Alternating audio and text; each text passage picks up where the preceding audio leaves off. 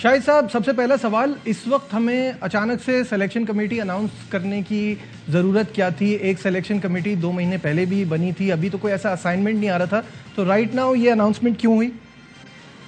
देखिए, पूरी तौर पर एक सिलेक्शन कमेटी बनाई थी और जाहिर उसमें 2 बड़े जूनियर मेंबर्स हैं और हमने पहले भी ये बात कही थी कि यासिर हमीद और मोहम्मद समी, उनको जूनियर सिलेक्शन कमेटी में होना चाहिए था।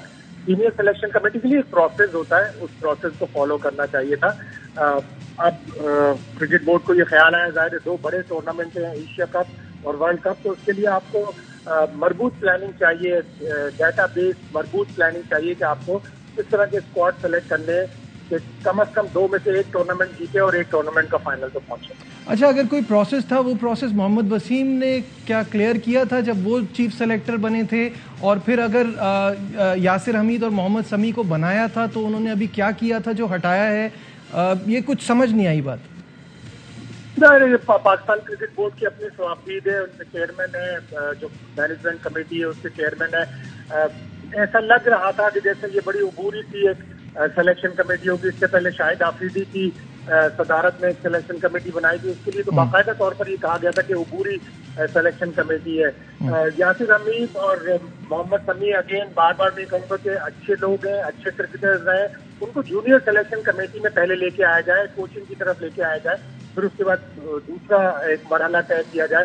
तो पाकिस्तान क्रिकेट बोर्ड ने यकीनन विकी आर्थर की कहने पर उन्होंने ये एक सिलेक्शन कमेटी बनाई है। पूरी दुनिया में ये होता है कि कोचेस जो है वो सिलेक्शन कमेटी का पार्ट होते हैं।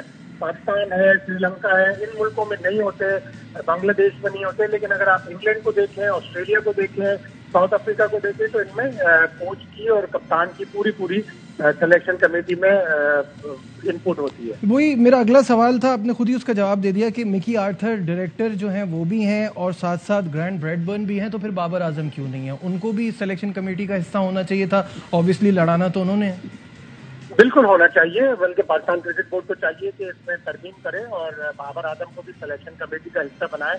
उनसे इनपुट ली जाती है। बसा औकात ऐसा होता है कि कप्तान पाकिस्तान में, इंडिया में भी कई दफा ऐसा हुआ है कि कप्तान फिर बाहर आके कहता है कि मुझे वो सेलेक्टर्स है, वो लोग नहीं दिए जो मुझे चाहिए थे।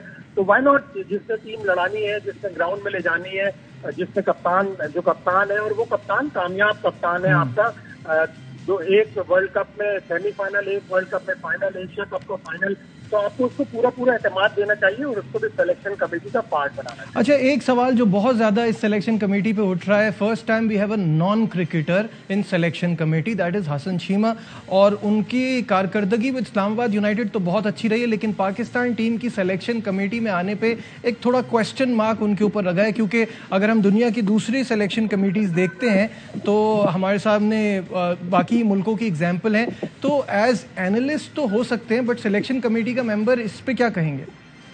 मेरे हिसाब से अच्छी तब्दीली है, लेकिन इन हैजुल फॉर्म हम नई तब्दीली को बिल्कुल भी पसंद नहीं करते। जब तक या तो तब्दीली अच्छे फ्रूट लेकर ना आए, अच्छे रिजल्ट लेकर ना आए, हम उस तब्दीली को रेजिस्ट करते हैं। हसन चीमा, रेहानुल्लाह भी इंटेलिजेंट लोग हैं जिन्होंने स्पोर्ट्स मैनेजमेंट में, स्पोर्ट्स साइंसेज में बड़ा काम किया हुआ है, नॉलेज बहुत अच्छी है। अभी आपने थोड़े से पहले देखा होगा कि रेहान हमारे स्पोर्ट्स को फुटबॉल वर्ल्ड कप के एक्सपर्ट थे, की हमारे शो की हुई।